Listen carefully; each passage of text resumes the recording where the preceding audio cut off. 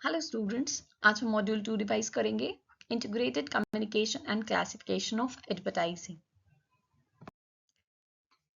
Let us understand what is the meaning of integrated marketing communication। तो integrated marketing communication क्या है? एक approach है जिससे हम अपने मार्केटिंग कैंपेन के ऑब्जेक्टिव्स को अलग अलग प्रमोशनल मेथड्स यूज करके अचीव कर सकते हैं।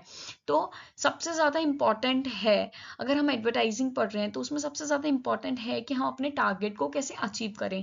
हमारा टारगेट क्या होता है एडवर्टाइजिंग में कि हम अपने सेल्स को किस तरीके से मैक्सिमाइज कर सकें and at the same time हम अपने कस्टमर को कितना रिटेन कर पा रहे हैं, कस्टमर सेटिस्फैक्शन कितना हम गेन कर पा रहे हैं। तो ये सारी चीज़ें हमें साथ में देखनी है। अभी ये जो आईएमसी है, इसके बिहाइंड जो आइडिया है वो ये है कि हमें अपने प्रोडक्ट की इंफॉर्मेशन टाइमली अपने कंज्यूमर तक, कस्टमर्स तक अपने प्रोडक्ट के पहुंचाना है एंड डिफरेंट चैनल्स के थ्रू अपनी ब्रांडिंग करनी है। यहाँ आपको ये चीज ध्यान देना है कि जो आपका टारगेट ऑडियंस है उसको एक डिफरेंट एक्सपीरियंस आप प्रोवाइड कर सको। सो from here, from the next statement, Don Salz referred as the father of integrated marketing communication। एक MCQ यहाँ से बन सकता है, एक ऑब्जेक्टिव टाइप क्वेश्चन इधर से बन सकता है कि who is known as the father of integrated marketing communication? So Don Schultz. Here you can see that the goal of IMC is to ensure consistency in messaging and branding across traditional advertising, digital marketing, public relation, sales promotion and other forms of communication. तो अलग अलग communication के forms use करके हमें अपने goals को achieve करना है। So these are different components of integrated marketing communication। तो सबसे important है एडवर्टाइजिंग। एडवर्टाइजिंग पेड मैसेजेस होते हैं जिन हम जो है अलग अलग फॉर्म्स के थ्रू अपने प्रोडक्ट्स को एडवर्टाइज कर सकते हैं, लाइक टीवी पर कर सकते हैं, radio, print media we can use, और we can use various digital और online platforms. Next is public relation. तो अभी जो है पब्लिक के साथ प्रॉपर एक रिलेशन मेंटेन करके रखना है, कैसे अपने मैसेज को, अपने इंफॉर्मेशन को, अपने प्रोडक्ट के इंफॉर्मेशन को लोगों तक पहुंचा करके। Next is sales promotion. तो अभी जो है सिर्फ एडवर्टाइजिंग सफिशिएंट नहीं होता, बहुत बार हमें एडवर्टाइजिंग को सेल्स प्रमोशन के साथ क्लब करना होता है। लाइक हमने डिस्काउंट दे दिया, वाउचर्स दे दिए, कुछ कूपन्स दे दिए, कुछ कॉन्टेक्स्ट कंडक्ट करा लिया। तो इसके थ्रू हम जो है अपने प्रोडक्ट्स का सेल्स प्रमोशन कर सकते हैं। Next is direct marketing. तो बहुत बार हम डायरेक्टली जो है लोगों के साथ कांटेक्ट कर सकते हैं through mail, through email, through text messages, ताकि उनका रिस्पॉन्स हम समझ पाए। Then personal selling. आप जो है डायरेक्टली उनसे मिल करके पर्सनली 1-to-1 अपने प्रोडक्ट्स भी उनको बेच सकते हो, सेल कर सकते हो, उनको एक डेमो भी दिखा सकते हो कि हमारे प्रोडक्ट जो है, हमारा प्रोडक्ट इस तरीके से काम करता है। And digital marketing using online channels like social media, websites, email, and many others for marketing purpose. So these are different tools of integrated marketing communication: sales promotion, personal selling, direct marketing, mobile marketing, social media marketing, public relation, sponsorship, advertising, and all. So this you can go through in detail. These are various importance of integrated marketing communication. अगर आप IMC follow करते हो तो आप corporates के साथ अच्छा bond create कर सकते हो, you can have corporate cohesion. Then strategies अच्छी बनाओगे आप, क्योंकि आप जो है प्रॉपर मार्केट रिसर्च करोगे, अपने कॉम्पिटिटर्स की पॉलिसीज को भी रिव्यू करोगे एंड उनसे बेटर स्ट्रैटेजीज बना पाओगे। आप टेक्नोलॉजी का इन्वॉल्वमेंट करोगे, क्योंकि आज के ट्रेंड में टेक्नोलॉजी बहुत ही ज़्यादा इंपॉर्टेंट रोल प्ले करती है। देन आप जो है अपनी टीम प्रॉपर मेंटेन करके चलोगे, क्योंकि अगर आपको आगे बढ़ना है, जीतना है, तो एक टीम स्पिरिट जो है वो ऑटोमेटिकली इंटीग्रेटेड मार्केटिंग कम्युनिकेशन के थ्रू आ जाएगी। आप देख सकते हो कि आपको सप्लायर के साथ भी अच्छा रिलेशन मेंटेन करना है, आपको कस्टमर के साथ भी अच्छा रिलेशन मेंटेन करना है। Then cost effective budget. आपका बजट जो है, अगर आप proper integrated marketing communication use करोगे तो आपका कॉस्ट बहुत ज्यादा हाई नहीं जाएगा, आप जो है उसको मेंटेन कर लोगे। आप मोटिवेटेड फील करोगे अगर आपको रिजल्ट्स अच्छे मिलेंगे एंड आपके एम्प्लॉयज भी मोटिवेटेड फील करेंगे। देन आईएमसी के थ्रू आप जो है अपने वर्क को, अपने जो है रिस्पॉन्सेस को, जो भी कस्टमर रिटेंशन हो रहे हैं कि हमें जो है और इम्प्रूवमेंट की ज़रूरत है, इस चीज़ को आप मेजर कर सकते हो। एंड इससे जो है एक अच्छा क्लाइंट एजेंसी रिलेशनशिप भी मेंटेन होगा। बट आपको ये चीज़ ध्यान रखना है कि आपको जो है कांस्टेंट, आपको कंसिस्टेंट रहना है अपने इंफॉर्मेशन को लोगों तक पहुंचाने में। आपको जो है कंसिस्टेंट डिलीवरी ऑफ मैसेजेस करना है, एंड ये आईएमसी के थ्रू पॉसिबल है। Next topic is classification of advertising. It has been classified into 4 types as per area, audience, functions, and media. So as per area, local, regional, national and international. तो जो आपका local area रहता है, जिस locality में आप रह रहे हो, सपोज वहाँ पर एक कोचिंग इंस्टीट्यूट है, वो ज़्यादातर कोशिश करेंगे कि जो आसपास के बच्चे हैं उनको वो गैदर करे, तो वो क्या करेंगे, लोकल लेवल पर वो एडवर्टीजमेंट करेंगे। सिमिलरली रीजनल मीन्स आपके स्टेट लेवल पर अगर कोई प्रोडक्ट का एडवर्टीजमेंट हो रहा है तो वो इस कैटेगरी में आएगा। देन अगर पूरे कंट्री के लेवल पर हो रहा है वो नेशनल में आएगा। एंड इंटरनेशनली अगर आप अपने कुछ प्रोडक्ट्स का एडवर्टीजमेंट कर रहे हो तो वो आपका इंटरनेशनल के कैटेगरी में आ जाएगा। Next is audience. सो यहाँ पर ऑडियंस भी अलग अलग हो सकते हैं, लाइक कंज्यूमर जो प्रोडक्ट्स को खरीद रहे हैं एंड खुद यूज कर रहे हैं। देन इंडस्ट्रियल, जो प्रोडक्ट्स ले रहे हैं कुछ दूसरे प्रोडक्ट्स बनाने के लिए, उनके लिए भी आप एडवर्टीजमेंट कर सकते हो।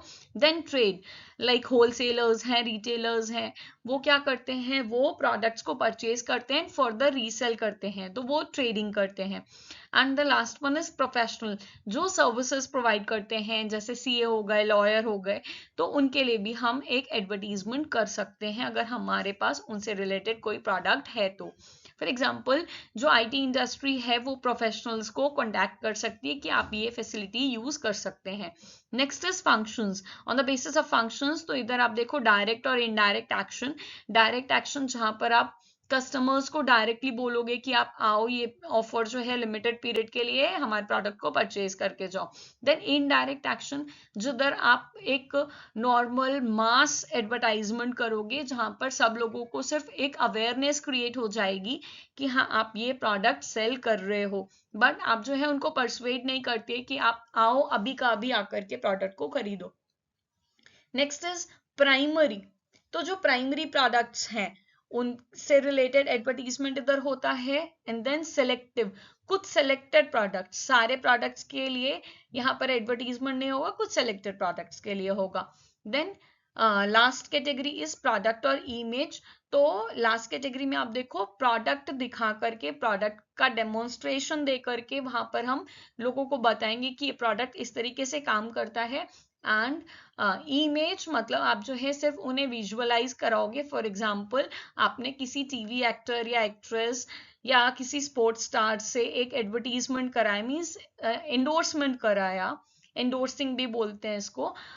इस कैटेगरी के थ्रू अगर आप अपना एडवर्टीजमेंट करते हो तो वो जो है आप एक तरीके से इमेज एडवर्टाइजिंग कर रहे हो। Then media, press means printing media. Then broadcasting, it can come under in broadcasting you can have TV, radio etcetera. Then outdoor, जितने भी आप फ्लेक्स बैनर्स ये सब देखोगे, ये सब आउटडोर मीडिया है। एंड अदर्स, यहाँ पर आप डिजिटल एडवर्टाइजिंग भी देख सकते हैं, and many more. These are various types of advertising. I have already discussed with you: leaflet, guerrilla advertising, animation, packaging, illustration, magazine, post, outdoor advertising, print, posters, online, sponsor, on screen, mobile. So there are different types of advertising. You can opt any. Next and very important topic is green advertising. Green advertising में आप समझ सकते हो कि eco friendly product से related जो भी advertising हो रही है, इको फ्रेंडली टेक्निक से हो रही है, वो आपका ग्रीन एडवर्टाइजिंग है। ज्यादा से ज्यादा हम इको फ्रेंडली प्रोडक्ट्स को प्रमोट करने की बात करते हैं इधर। तो ये business as well as non business दोनों ये इनिशिएटिव ले रहे हैं ताकि इन्वायरमेंट को प्रोटेक्ट किया जा सके। एंड जो ग्रीन प्रोडक्ट है वो सिर्फ लार्ज रिटर्न में कंट्रीब्यूट नहीं कर रहे हैं, साथ में जो है इन्वायरमेंट को प्रोटेक्ट करने की भी कोशिश करते हैं, like they are paying something back to their environment simultaneously. So these are some common green advertising claims like free of claims, VOC free, non-toxic, ozone friendly, biodegradable, recyclable and recycled products, carbon offset claims and renewable claims. So features of green advertising undertaken, तो अब जो है लोग इस policy को, इस method को, इस टेक्निक को अडॉप्ट कर रहे हैं. देन फ्रीक्वेंसी, इसकी फ्रीक्वेंसी बढ़ चुकी है. Media use, they are using eco friendly techniques to promote the products. Then green advertising claims, तो यहाँ पर जो है वो क्लेम करते हैं कि वो कुछ भी हार्मफुल सिचुएशन क्रिएट नहीं करेंगे, वो जो है हमारे इन्वायरमेंट को नुकसान नहीं पहुंचाएंगे.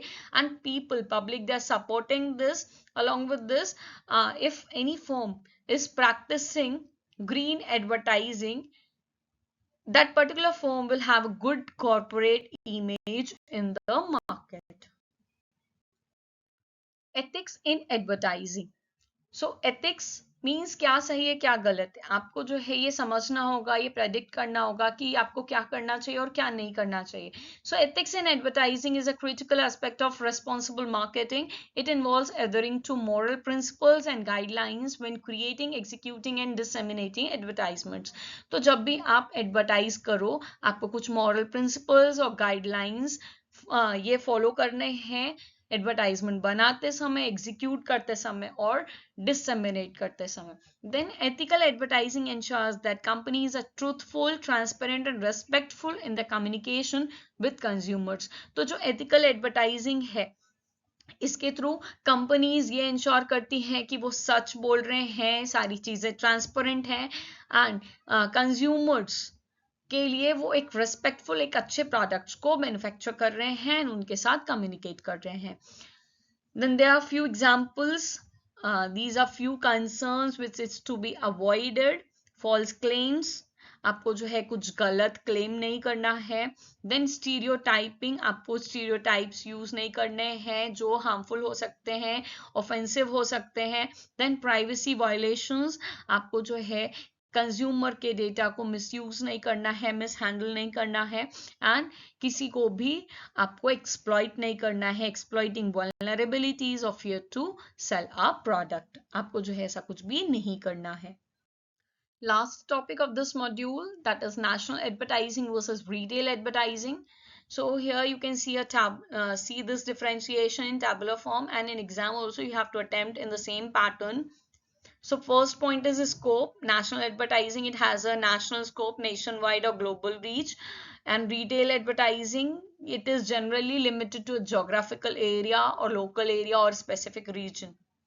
देन ऑडियंस, नेशनल एडवर्टाइजमेंट में आपको जो है मास ऑडियंस, एक लार्जर ऑडियंस, ब्रॉडर डेमोग्राफिक्स मिलेंगे, लेकिन रिटेल में आपको एक लोकलाइज्ड ऑडियंस जो एक पर्टिकुलर लोकल एरिया से रिलेटेड है वो यहाँ पर मिलेंगे. Then objectives of national advertising, इसमें जो है एक ब्रांड अवेयरनेस क्रिएट होगा, नेशनल लेवल पर ब्रांड इमेज बनेगी. एंड रिटेल एडवर्टाइजिंग में क्या होगा, drive foot traffic to stores, अपने शॉप पर या फिर अपने बिजनेस एंटरप्राइज में लोगों का फुटफॉल बढ़ाने के लिए रिटेल एडवर्टाइजिंग जनरली करते हैं ताकि सेल्स बढ़े. देन नेशनल एडवर्टाइजिंग में आप देखो media channels, TV, radio, print, online. Whereas in retail advertising, local newspapers, radio, direct mail, in-store displays, ये सारी चीजें कर सकते हैं. In national advertising, you can see emphasizes brand values, unique selling points. तो यहाँ पर जो है इनका मैसेज ही ऐसा होता है कि अपने ब्रांड की वैल्यू को ये एनहेंस करेंगे. Whereas रिटेल एडवर्टाइजमेंट में ये प्रमोशन करेंगे, डिस्काउंट्स देंगे, स्टोर में स्पेसिफिक डील्स देंगे, इस तरीके से ये जो है अपने सेल्स को प्रमोट करते हैं. Then in national advertising you can see there is a continuous presence and less tied to specific events. यहाँ पर इनको मार्केट में continuously अपने प्रोडक्ट के बारे में बताते रहना है, अदरवाइज ये मार्केट से आउट हो जाएंगे. Whereas रिटेल एडवर्टाइजमेंट में जनरली क्या होता है कि एंड ऑफ सीजन सेल हो गया या किसी फेस्टिवल पर सेल्स इन्होंने दे दिया, तो इस तरीके से ये ओकेशनली करते हैं, सीजनली करते हैं. In national advertising you can see that often high production value, storytelling ज़्यादा होती है, production value ज़्यादा होती है, and retail में एक clear call to action होता है कि अभी offer है, limited period तक है, आओ और लेकर के जाओ. Then in national advertising cost is high due to broad reach and premium channels. Advertisement में खर्चा ज़्यादा आता है, इसलिए जो है कॉस्ट भी ज़्यादा होती है. लेकिन रिटेल एडवर्टाइजमेंट में टारगेट ऑडियंस लेस होती है, तो यहाँ पर खर्चा उतना ज़्यादा नहीं आता है. एंड ये जो है लोकल मीडिया जनरली यूज़ करते हैं, बहुत हाई फाई यूज़ नहीं करते. नेशनल एडवर्टाइजिंग में आप एग्जांपल देखो, Coca Cola share a Coke campaign. And retail advertising में कोई भी एक लोकल ग्रोसरी शॉप है, वो वीकेंड पर अपने सेल के फ्लायर्स उसने बांट दिए. तो इस तरीके से आप नेशनल और रिटेल एडवर्टाइजिंग को डिफरेंशिएट कर सकते हैं. So this is all for today. We have revised a module 2. Soon I'll be posting the video for module 3 and 4 as well. So keep studying.